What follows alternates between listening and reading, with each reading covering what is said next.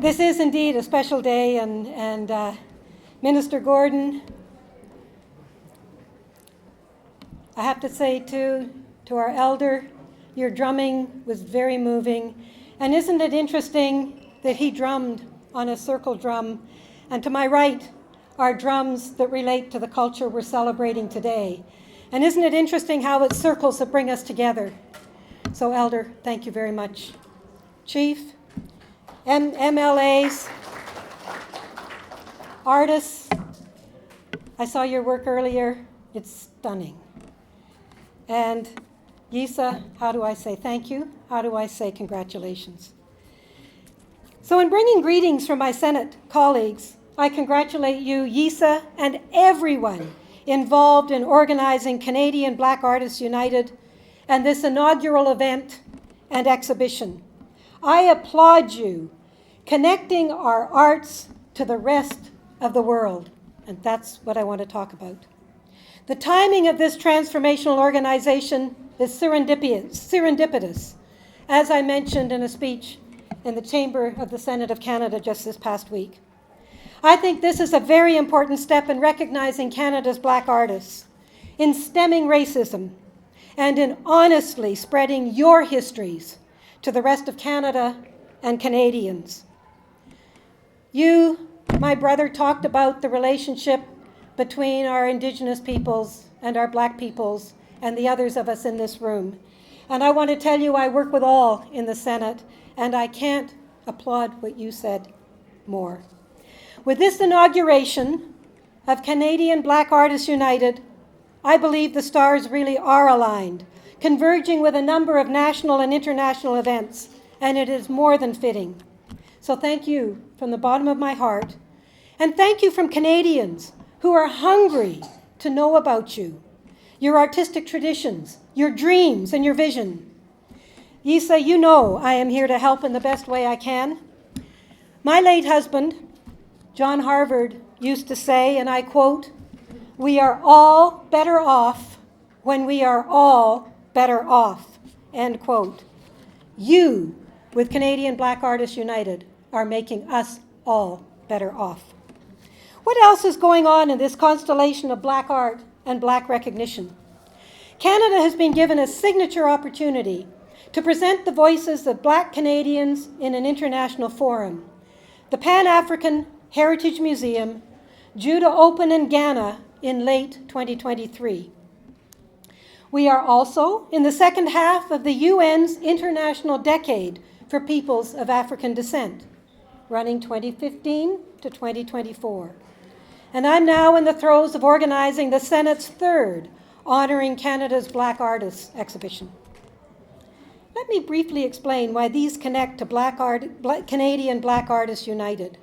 One of the goals in the UN Decade, as reported to the UN General Assembly in 2015, is, quote, to promote a greater knowledge of and respect for the diverse heritage, culture, and contribution of people of African descent to the development of societies, plural, and greater knowledge of and respect for the culture, history, and heritage of people of African descent, and take all necessary measures to give full effect to the rights of people of African descent, end quote.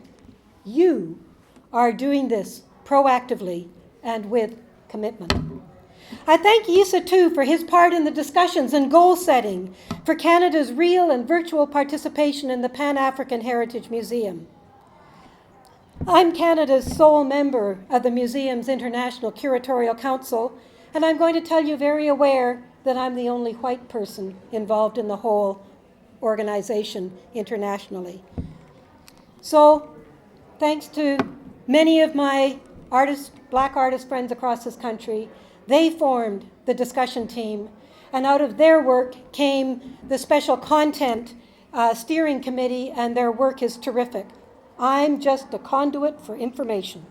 But in doing that, I can attest to the museum's highlighting Africa's diaspora's history, cultures, and national and global contributions. The museum's theme is the Sovereign Museum. The virtual museum's title is the African Knowledge Project, and you will be represented in both. Canada's focus through art from all disciplines is the past, present, and a platform for the future.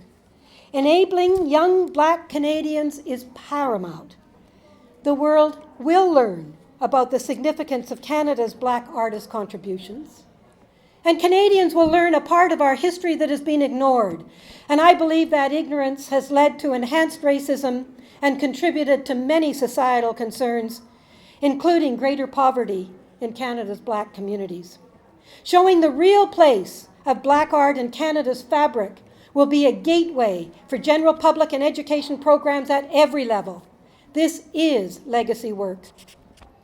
Canada has many internationally acclaimed Black dancers and choreographers: Henry Daniels, Louis Cheyenne, musicians Drake, The Weeknd, Misha Bruger-Gosson, Oscar Peterson, artists Stan Douglas, Yisa Akinbolaji, Denise Thomasos, Tim Whiten, Karen Jones, writers Lawrence Hill, Essia Duggan, poets Chantal Gibson, George Eliot Clark, filmmakers Sylvia Hamilton, only to name a very, very few, though many are thought of as Americans. Canada should be proud of them and honor them. At the same time, the Senate has been drawing attention to the importance of the work of Black artists in its Honouring Canada's Black Artists series. The first included BC's Chantal Gibson and Manitoba's Yisa Akinbolaji. And I can tell you these were the first two Black artists ever to have work hanging on Parliament Hill in Ottawa. The second featured Ontario's Denise Thomasos and Tim Whiten, and the third is underway.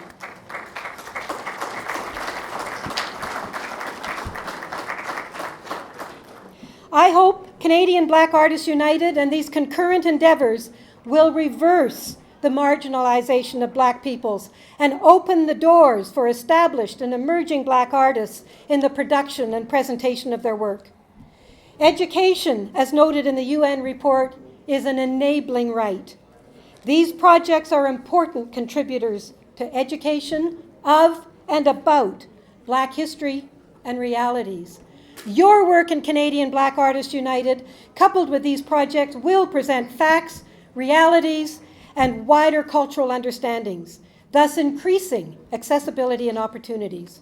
All this has been mirrored by UBC's Anthropology Museum's recent excellent exhibition Sankofa, a milestone in recognizing Canada's Black history and the creativity of Canadian Black artists. And I know Yisa is connecting with some of them.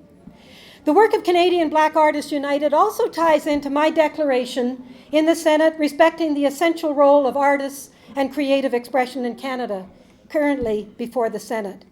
It has received unanimous support from the Senate Social Affairs, Science and Technology Committee. And among its 10 principles, it talks about the freedom of expression and association to be accorded to all citizens, including artists.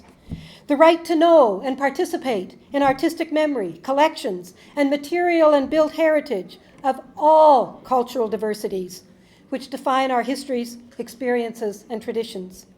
And it underlines that people of all cultural diversities and backgrounds have the right to take part in the arts, with access to attendance at artistic events, including music, literature, drama, visual arts, film, dance, and theater. The Netherlands and Mexico highlighted the role of museums in their UN Decade projects, and the 5 UN General Assembly reports since 2015 discussed the need, quote, to promote pride in people's self-identification as Afro-descendant, and awareness raising about the principles of equality and non-discrimination and the rights of people of African descent. Canadian Black Artists United is doing that. Sharna Jackson's book, Black Artists Shaping the World, showcases international Black artists. Not one Canadian is represented. Canadian Black Artists United may well change that for the next edition. We'll work on that together, Yisa. Embracing these projects as part of Canada's actions will have many worthwhile outcomes, those for Canada's international pride, for citizens at home and with and in the arts. Throughout wider society, I hope these important steps will address access for Black Canadians to education, to our stages and galleries, and rail against racism and poverty. These are truly meaningful value propositions for Canada and Canadians. The leadership of Canada's Black artists working in all disciplines and with whom I have been engaged these past many years has been stellar. So too is Canadian Black Artists United. Your work here today is exciting, it's rich, it's honest, it's challenging, it's innovative. And you look to the past, well, build on the present, and I know that that will secure a good future. Thank you.